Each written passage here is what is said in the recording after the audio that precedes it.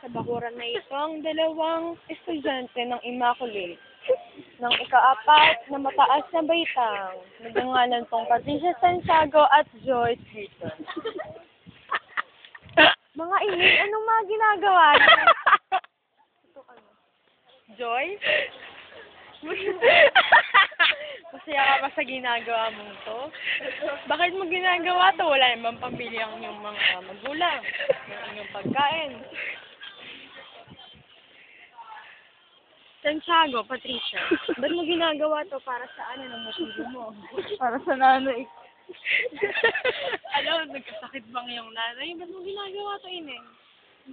Naman. Ikaw, Joyce. Anong dagat mo ginagawang sa bahay ko?